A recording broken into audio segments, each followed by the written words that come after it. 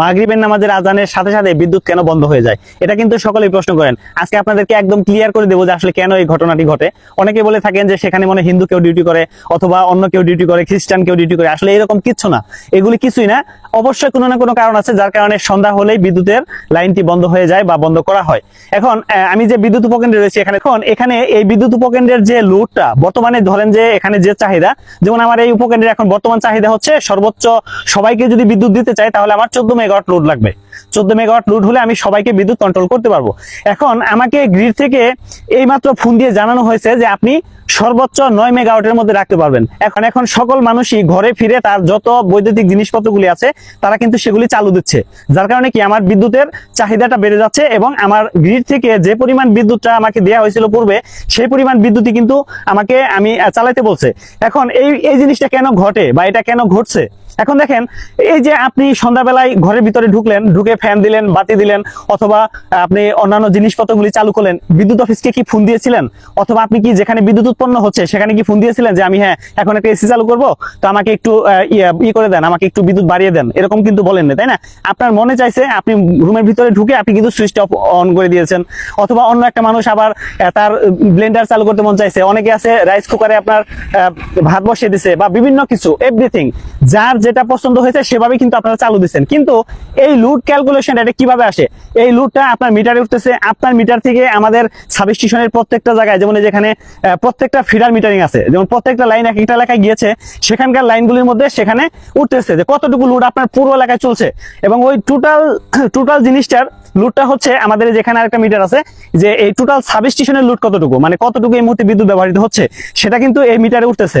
যেমন আমি আপনাদেরকে দেখাই যদি, যে তাহলে এই যে লোডটা আবার আমরা যেখান থেকে গ্রিড থেকে যে এই বিদ্যুৎ উপকেন্দ্রে বিদ্যুৎ আসছে ওইখানে আবার এটা ক্যালকুলেশন হচ্ছে যে এই মুহূর্তে কত যাচ্ছে। তার মানে এটা মিনিটে সেকেন্ডে।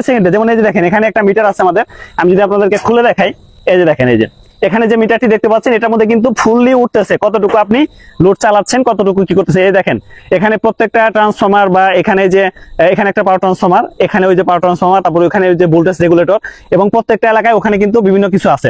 এখন এই যে ঘটনাটা ঘটছে, আপনি কিন্তু বিদ্যুৎ অফিসকে জানাই না জানিয়ে কিন্তু দুপদাপ করে চালু করে দেই, মন চাইলে বন্ধ করে দিচ্ছি। এখন এই যে বিদ্যুৎ উৎপাদন কেন্দ্র, তারা তো জানে না যে আপনি এখন ঘরে এসে ফ্যান চালু দেবেন, এসে এসি চালু করবেন, এরকম কিন্তু তারা জানে না জানার ফলে কি হয়, এই লোডটা যখন আপনি নিতে থাকেন, বা আপনার মতো আমার মতো অনেকে যখন এই বিভিন্ন কিছু ব্যবহার করতে থাকে, তখন কিন্তু তারা দেখে যে এখন তো লোডটা বাড়তেছে। তখন তারা করে কি, যেমন মনে করেন যে ফুল সন্ধ্যাবেলা এখন এমন লোড প্রয়োজন যে আরো 5 মেগাওয়াট লোড প্রয়োজন হচ্ছে। এখন ওনাদের ওখানে 5 মেগাওয়াটের কোনো যদি প্ল্যান্ট থাকে, সেই প্ল্যান্টটা তারা চালু করবে। এখন এখানে একটা ব্যাপার হচ্ছে যে ইচ্ছা করলেই একটা জেনারেশন বন্ধ করা যায়, কিন্তু ইচ্ছা করলেই চালু হইতে মানে সময় লাগে, অর্থাৎ ইচ্ছা করলেই চালু করা যায় না। যেমন একটা সময় 1 ঘন্টা 1.5 ঘন্টা সময় লাগে যায়। তাহলে এই যে লোডটা এখন বেড়ে গেল, এখন যদি আপনি এটা কন্ট্রোলিং না করেন, আপনার যে এরকম যে পাওয়ার ট্রান্সফরমার বা অন্যান্য ইকুইপমেন্টস গুলি আছে এগুলি হিট হবে, গরম হয়ে যাবে, এবং বিদ্যুতের যে ফ্রিকোয়েন্সি আছে সেটা কিন্তু কমে যাবে, ডাউন হয়ে যাবে। ফ্রিকোয়েন্সি ডাউন হয়ে গেলে কিন্তু অন্যান্য যে ইকুইপমেন্টস গুলি আছে যেখানে বিদ্যুৎ উৎপন্ন হয়, সেখানকার যে বিভিন্ন ইকুইপমেন্টস গুলি আছে এগুলি কিন্তু ব্লাস্ট হয়ে যেতে পারে, এবং সর্বশেষ কিন্তু ব্ল্যাক আউট হয়ে যেতে পারে। তাহলে এই যে বড় ধরনের ক্ষতি, মানে কোটি কোটি টাকা লস। এখন আপনার এখানে একটা লোডশেডিং এর মাধ্যমে যদি এই কোটি টাকা লস উদ্ধার করা যায় বা এই সমস্যাটির সমাধান করা যায়, তা লোডশেডিং কতক্ষণ থাকবে? ওই যে যতক্ষণ পর্যন্ত আরেকটা জেনারেশন বা আরেকটা পাওয়ার প্ল্যান্ট চালু করতে সময় লাগে, এই সময়টা কিন্তু তাদের প্রয়োজন। এই জন্য লোডশেডিংটা মানে ডাউন রাখা হয়, যাতে লোডটা সঠিক থাকে। কারণ আমি যদি সব লোডই চালু করে দেই, তাহলে কিন্তু বিদ্যুৎ অফিস কিন্তু ওই যে বিদ্যুৎ উৎপাদন কেন্দ্রে কিন্তু এটা লোডটা দিতে পারবে না, মানে আমার চাহিদা অনুযায়ী সে দিতে পারছে না। তো এই বিষয়টার জন্য আসলে আমাদের এরকমটা হয়, যেমন মনে করেন সন্ধ্যাবেলায় লোডটা বেশি পরে, পিক আওয়ার শুরু হয়, যার কারণে এই পিক আওয়ারের সময় আমাদের সবাই কিন্তু আমরা অনেক কিছু চালু করি, বা সবাই কিন্তু সবকিছু চালু করি, যার কারণে আমাদের লাইনটা এই যে হুটহাট করে বেড়ে যায়। লোডটা বেড়ে যাওয়ার কারণে গ্রিড থেকে যতটুকু আমাদের চাহিদা থাকে তার তুলনায় কম রাখতে হয়। কারণ গ্রিডে তো যতটুকু থাকে তাৎক্ষণিকই কিন্তু বাড়ানো যায় না। ওই যে বললাম, বন্ধ করা যায় কিন্তু চালু করতে সময় লাগে। তো এই সময়টুকু পর্যন্ত কিন্তু আপনার বন্ধ রাখতে হয়। এখন অনেকে প্রশ্ন করবেন যে তাহলে 1 ঘন্টা পরে তো সবগুলোই চালু হওয়ার কথা। না, এটাও হয় না। এটা হয় না কেন?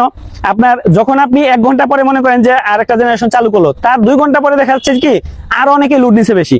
তো আরো মনে করেন যে 50, 60, 70 মেগাওয়াট প্রয়োজন, তো তখন কি করবে? তখন আবার লোড ব্যালেন্সিং করার জন্য, আপনার ডিমান্ড অনুযায়ী রাখার জন্য, অর্থাৎ উৎপাদন কেন্দ্রে যতটুকু উৎপন্ন হচ্ছে ওইটুকুর ভিতরে, সীমার ভিতরে রাখার জন্য আমাদের আবার লোডশেডিং করতে হচ্ছে। এখন এই যে ব্যাপারগুলি, এগুলি কিন্তু মিনিটে মিনিটে, সেকেন্ডে সেকেন্ডে ঘটছে। আপনি যদি যেখানে গ্রিডে যারা ডিউটি করে তাদের যদি ব্যাপারটা দেখেন, খেয়াল করেন কখনো, তাদের ওখানে হয়তো আপনাদের যাওয়া বা জনসাধারণের প্রবেশ নিষেধ, কিন্তু তারপরে আমি বলছি আপনাদের ওইখানে মানে ডিসপ্লেতে মানে যারা ডিউটি করে তাদের সবসময় তাকিয়ে থাকতে হয় যে এখানে আসলে কতটুকু কমছে, কতটুকু বাড়তেছে, এরকম একটা ব্যাপার।